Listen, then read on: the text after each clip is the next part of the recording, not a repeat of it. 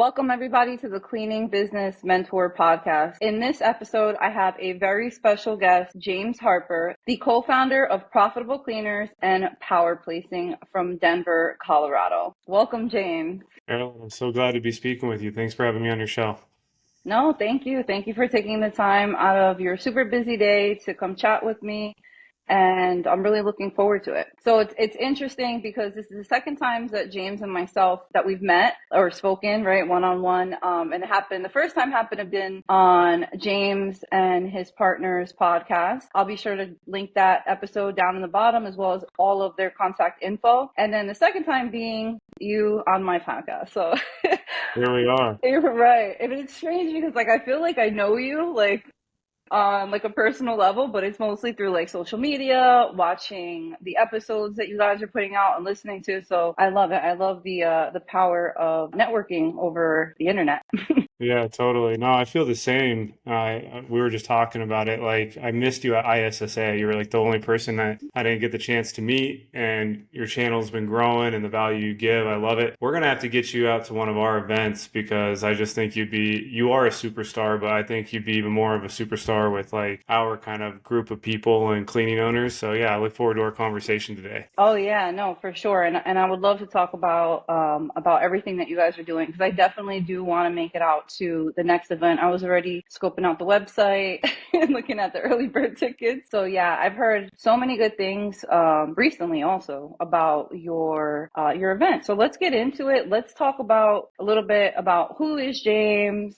Give us a little bit of info about the Profitable Cleaner podcast for those that may not have heard of it just yet. Let's talk about power placing, and then let's definitely talk about the leadership event that you and Angel throw every year because like I said, I have heard multiple times, and like I said recently, especially of how I really need to include myself into the leadership event that you have and how it's life-changing. So yeah, I'm excited.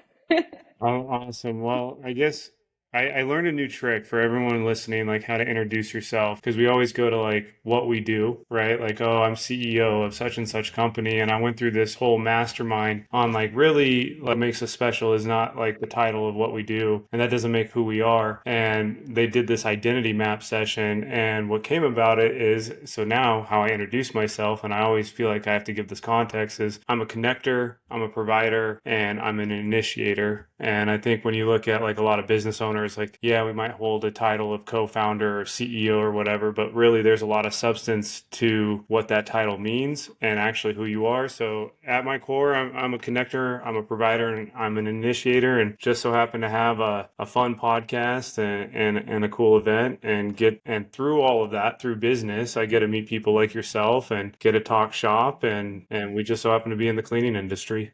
So thank you for that intro. I love that too. You're right. We always jump to a title. I'm the owner. I'm the CEO. I'm a content creator. And I like that. I'm definitely going to be taking notes when I rewatch this so I can better introduce myself when somebody asks me. I like that a lot. So James, when we had our first podcast, we were talking off camera, you were telling me how you are a family man, right? So you're married, you have children. How do you juggle everything? Because you guys have a lot going on. The podcast, all the things that you do off camera, the event planning, which I've been working with other people in their events, and I just see how busy one can be. So how do you manage everything? It's $1 million question, and one I wish I had $1 million answer to. So I feel the last 2 years of my life I've been trying to crack the code of work-life balance. And what I've came to realize is there's no such thing as work-life balance. There's work-life contention, and you're always having to contend and try to fight the other side,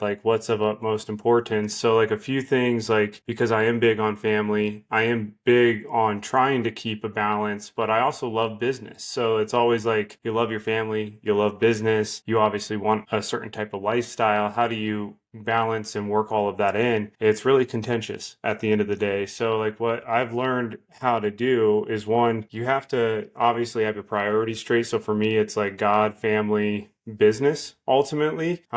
But I've had to become very clear, like with my partner, my wife, like, hey, this is what we're going after as a family. These are kind of like our family goals, set that schedule. And then I literally plan work around that. A lot of entrepreneurs, like they literally roll their eyes when I say that, because there's this hustle till you die mentality out there, grind. I want to dominate. I want to win. It's like, hell yeah, I want all of that too. And I will have all of that. But I also want to be on my deathbed surrounded by people that I love and that love me, that I was meaningful towards. And so this last year, I went to an event in El Paso, Texas, this last July, and I saw two people speak. One was Rocky Garza. He's the one that gave me that identity mapping on how to introduce yourself. That changed my life. And then Andy Elliott, obviously a big known sales influencer. And they both said the same thing. It's like people try to separate their work and their life. And really, like if you have a partner and you're listening to this, you have to take them along, even if they're not a part of your business. So it's like, to my wife, like I have to include her in on my business goals, dreams, and desires, right? Just like I need to be included into hers. And when you kind of have that alignment as a power couple, all of a sudden it's like the work trips that I have to take, because she's either with me or she's at least aligned with the mission, become a little bit less contentious, and she understands like, hey, there might be some family time split away, or vice versa. You have to do the same thing with your business partner. Like Angel knows very well, like my priorities and that God and family come first. So sometimes I have to say, hey, Angel, I can't go above and beyond this week because I got to be dad, or I got to be a better husband. And guess what? He's aligned, but I'm bringing him with me on the other side of my personal journey, right? So I think it's really actually not segmenting both worlds like I did for so many years. It's really blending them together and making sure both my business partner and my life partner, my wife, are aligned, and how can I bring them up with me? And then when one gets out of balance, hopefully the other one understands. I love that. That is awesome. Man, you're right, because most people they do the opposite. They will schedule family time around work. So doing the opposite is definitely, it's going to be challenging. I'm sure it's challenging for most people, especially at first. But like you said, having those people around you that matter, it really makes a huge difference. Just even growing up as a young child, I remember my dad just never being home, like ever,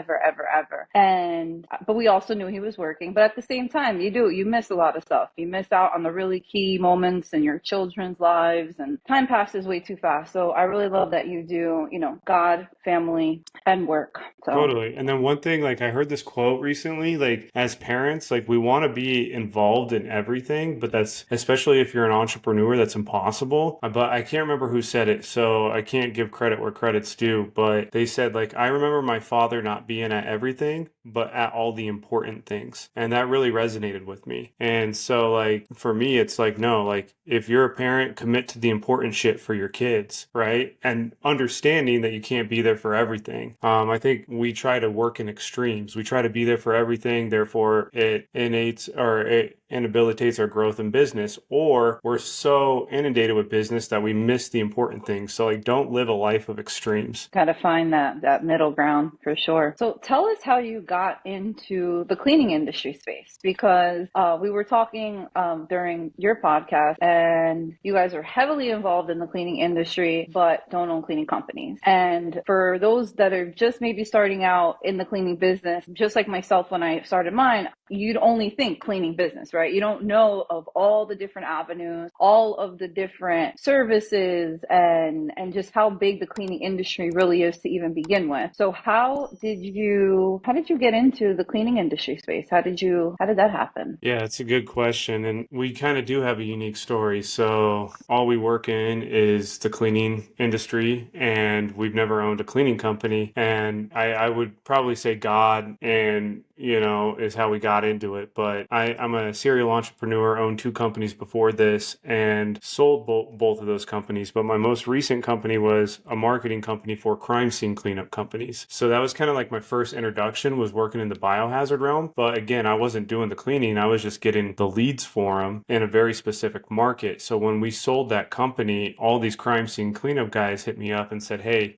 we have these janitorial companies on the side that are separate to our crime scene companies, do you want to maybe not do marketing, so to speak, but do you want to come work for us and do some sales? And I'm at the point in my life, and I guess just my professional career, where I don't want to work for anyone, but I will work with you. So I was like, okay, I have multiple janitorial owners reaching out to me, seeing if I could work for them. How do I monetize this? And they all want one thing, and it's sales. And then, as God would have it, I'm married to a facility director that manages a $5 million cleaning contract at the University of Colorado. And she would sit there and she'd be like, James, look at all of these horrible, like, cold emails that I get from cleaning companies trying to get in part of our bidding process. And one thing that has always been true in my career is just sales. I have a love for people. I have a love for connection. And I believe that's the DNA of a good salesperson. So I just started doing cold outreach for a janitorial company here in Denver, my backyard, and we saw some really quick success and some really great success. To this day, they're still a client. And we tried to humanize the sales process, and then slowly but surely met a few other cleaning companies, and that's how it became a thing. And then when I partnered up with Angel, we were kind of servicing anyone and everyone, although janitorial was our biggest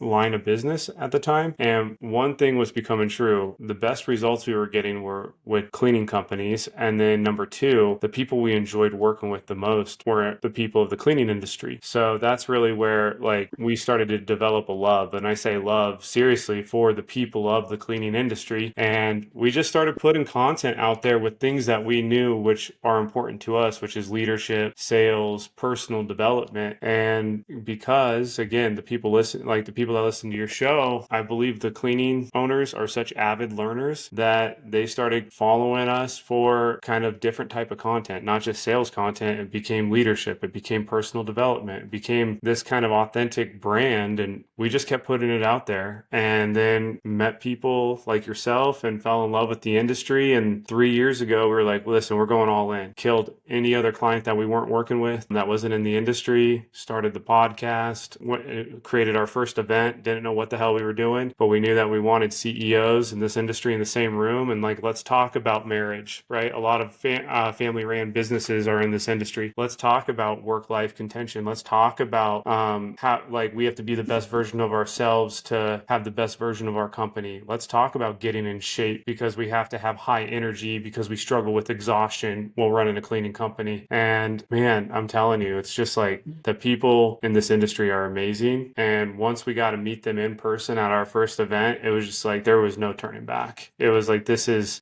our industry. This is where we want to plant our flag, and I couldn't be more grateful for it. So here we are, and listen, we do not know. You guys amaze me. If you run a cleaning company, you freaking amaze me. The operational excellence that you guys have to operate at, the fires you have to put out, like it amazes me. And we don't pretend to know about bidding, any of that. Like, we'll go to experts for that, right?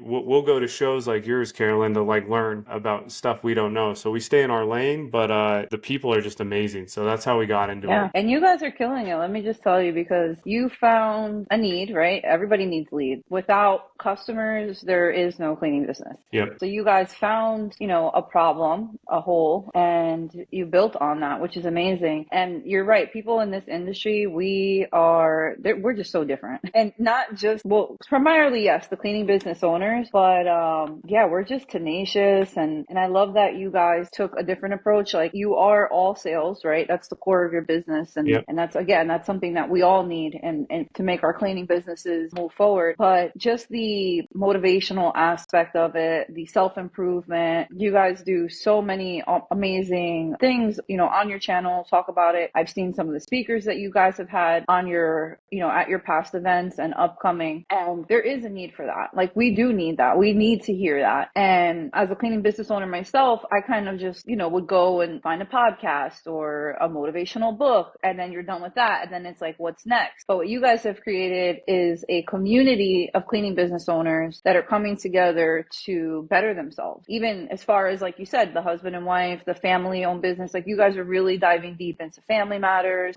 praying, exercising, like the whole shebang. So I think that's awesome. And I believe that's why so many people are are drawn to you guys, of course, especially, I mean, you got your guys' personality, the whole brand, but just the wanting to level up yourself. Like I said, I've had a lot of friends in this industry, and I've only heard really great things about your event. And I actually was told recently by a girlfriend of mine, she's like, if you don't go to any other event this year, you have to go to James and Angel's event. She's like, Awesome. you don't understand. She was like, the level of emotion in that room, and it's just like, wow, they got me sold up. Oh, So that's I cool. want to cry. I Yeah, want to yeah. feel better. Like I want to learn. This is awesome That- because we need that. There's no way you can grow. Number one, without without leads, but of course, without expanding your mind and understanding that like our potential is really unlimited. We have so well, many people that don't even believe in themselves or have confidence. totally. And think about this, Carolyn. So, like, whoever's listening to this, you can build $1 million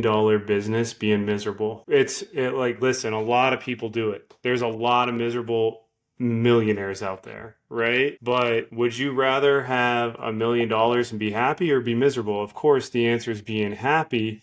But what if it took you like 6 years to get your first million? Being miserable. I can guarantee you if you double down on yourself and you got in shape and you started like expanding your belief system, you started learning different frameworks on how to deal with stress, that 6 year $1 million timeline, right, probably gets cut in half to 2 to 3 years. And guess what? You're optimally happier. And again, at the end of the day, it's like you got to think with the end in mind. And the end in mind for me is like when I'm at my deathbed, of course, I want to say I've made millions of dollars. I want to have multiple properties of real estate. I want to make sure my kids are good and have like financial wealth. But at the end of the day, like in my last freaking dying moments, and I know this sounds morbid, I'm not going to give a shit what's in my bank account. I'm not going to care about whatever Zoom meetings I had, however many months, years, decades ago. I'm going to care about the connections I made and the impact I left. And now, if you want to leave an impact, yes, you do have to have financials, but you're going to be a millionaire. If you're listening to the show and you keep going, like it's time. Time mathematically, you're going to be a millionaire. But it's up to you. Are you going to be a miserable millionaire? And people don't talk about that enough. Yeah, no, you're right. It's true. You can be making tons of money, be in poor health, be miserable, going through family issues, just not being happy in life. And that does not add to the quality of life what so freaking ever. And then you can't get to that next level with feeling like that. Because you probably don't even have the motivation Yes. to even do so, Yep. So Yeah, exactly. tell us a little bit more about power placing, because that is something that one of the most frequently asked questions that I get in this industry is, how do you get more customers, right? So there are a number of different options out there. You can try cold calling yourself. You can try going door to door yourself. You can do all these things, which all equate to time, right? So tell us how power placing works within or for anybody that's interested, in your program. Yeah, absolutely. So power placing is we place top tier Latin American talent with inside your company, whether that's for sales or recruiting. That's been a big arm that we really doubled down on this last year. So 4 years ago, actually 4 years ago, almost to the day, I got on a Zoom call to hire a virtual assistant. She was in Nicaragua. I thought Nicaragua was in Africa. I was so like bad. And then on this screen popped this like beautiful Latina woman with this big fro, and I was like, "Do you speak Nicaraguan?" Like she's like, "No, I speak Spanish, you idiot." Like and like I just had no concept of like the world, obviously. And she became my executive assistant, and she's a badass, still with me to this day. But through there, she saw what we were doing as an agency, and she's like, "Hey, you're working with people like in the Philippines and India. That's cool, but I have some cousins, like every Latina does. I have some cousins that I think it could like do a good job for you." So she introduced me to two of her cousins, and they were our first two sales reps, and they were killer. And to this day, still have good relationships with both those reps. And we started building our team in Nicaragua. Then, of course, Angel came into my life. He's from Mexico. Yeah, I don't know, like the Latin culture just like spoke Everything to lined us. up. Yeah, exactly. And then being in this industry, being bilingual is a huge competitive advantage. Like we've literally booked sales calls all in Espanol. So Hmm. it was like, let's just double down in Nicaragua. That's led to Bolivia. That's led to Spain. Obviously, we worked with people from Colombia before. So power placing is just that. We take top tier Latin American talent. We place them within your company to help you grow your business, whether that's through recruiting or through sales. At the same time, though, you're also changing their lives because there's like this huge narrative out there like, hey, you can get a VA for $3 an hour, $4 an hour, and it will change your business. You can probably find those, but the truth is we pay our people well and we lead them. We develop them just like we would develop anyone at one of our events that's a cleaning owner, because when we develop them, they become, one, it changes their life, but two, they become even more deadly from a skill set perspective. And we truly have a unique culture. I like our people are what makes us special. And I think our culture virtually, although it's virtual, we go to Nicaragua once a year. We host a mastermind with our team, and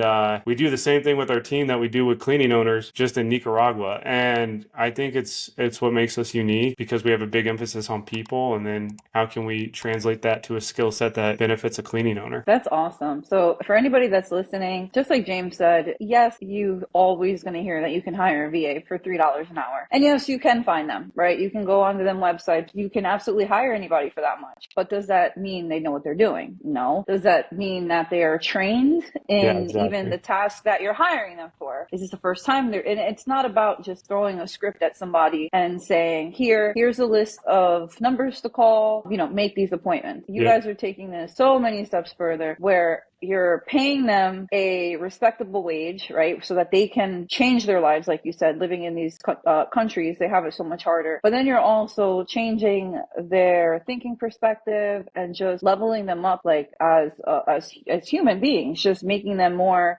preparing them for success, which I think is awesome because otherwise I'm sure they would have never had that kind of an opportunity. Yeah. Um, you know, Totally. I got to tell you a quick success story. This is like hot off the press.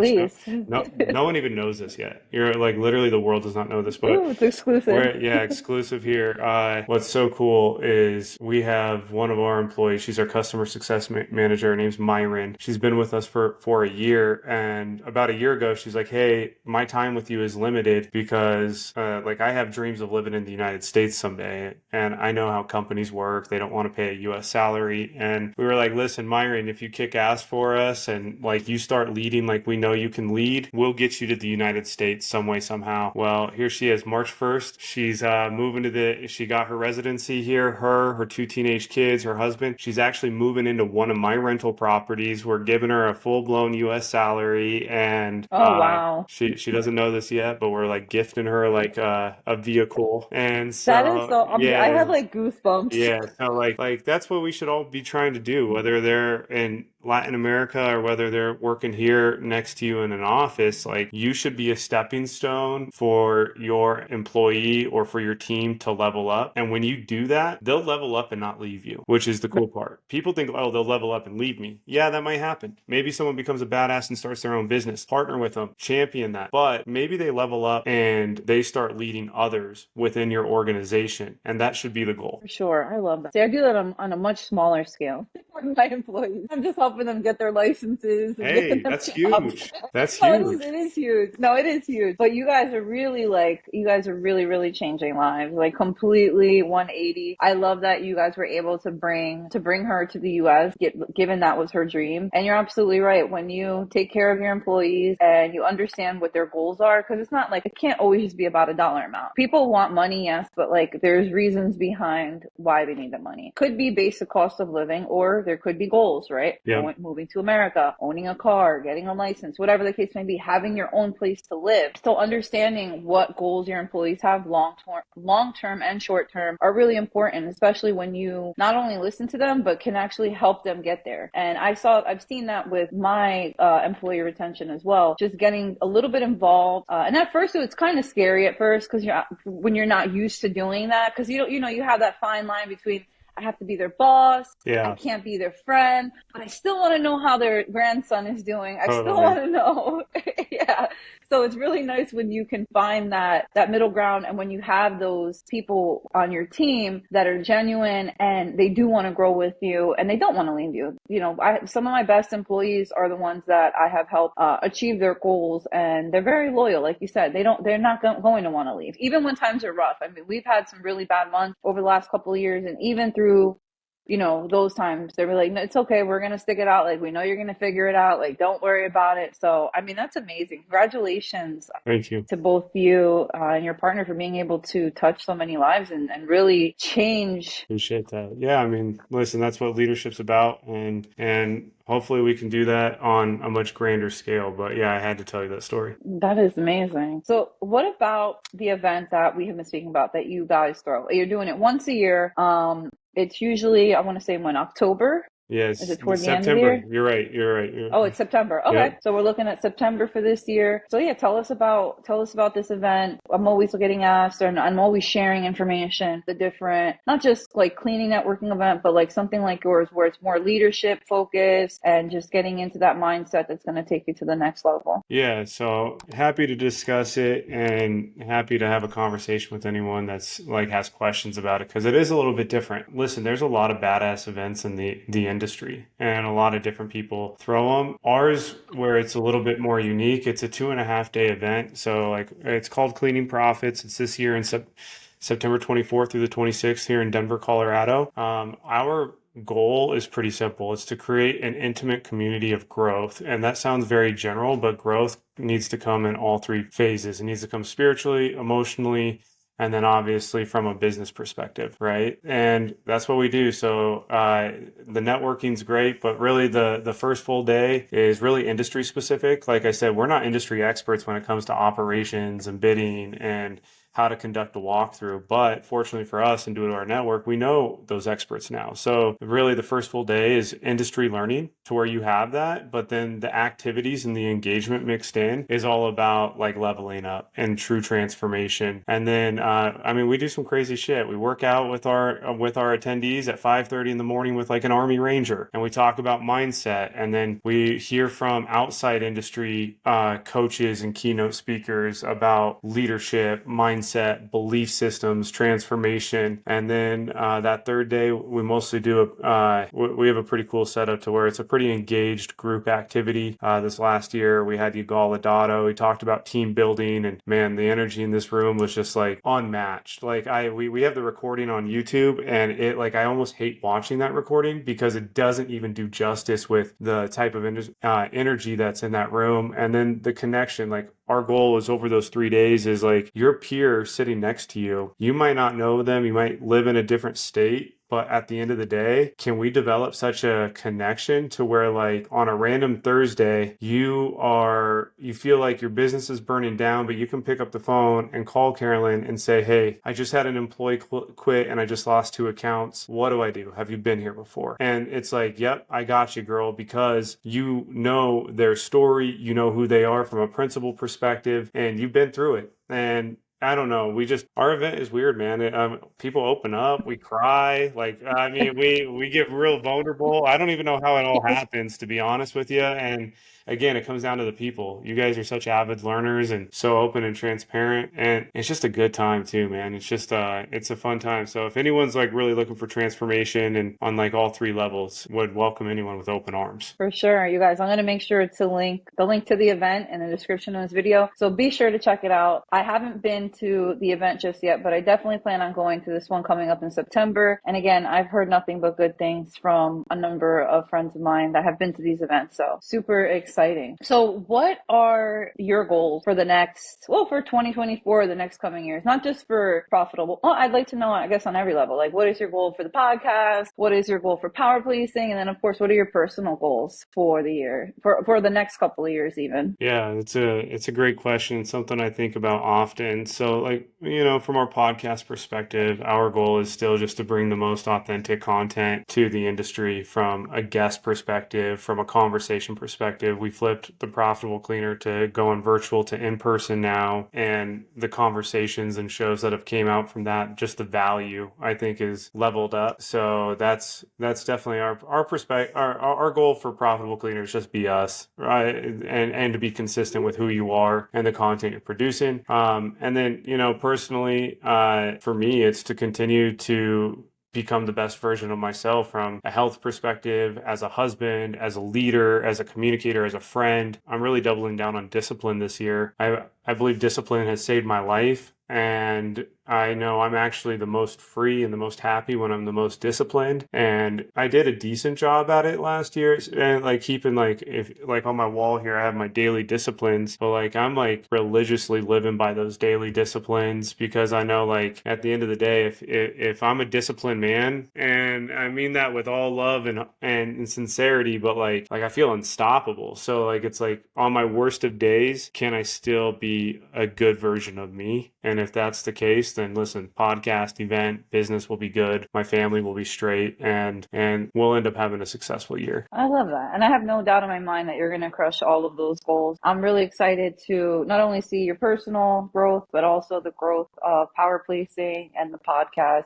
Like I said, if you guys don't follow James, I'm going to give him the opportunity now. And I'll also be linking all the information in the description of this video. But where can we find you, James? What are you most active on?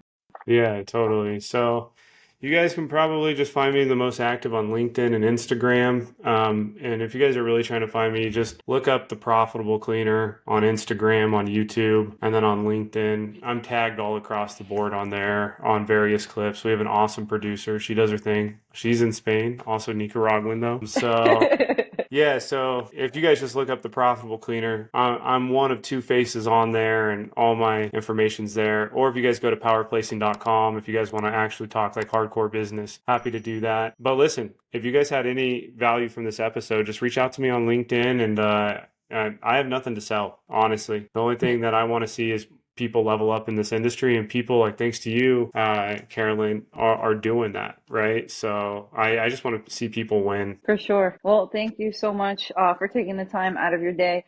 Everybody, make sure you go give James a follow on LinkedIn, Instagram. Be sure to check out their podcast, The Profitable Cleaner, where him and his partner, Angel, talk all things self-improvement, a little bit of business. It's going to be, a really great listen. So be sure to do that. Go check them out on YouTube. Also, give them a subscription, hit that notification button.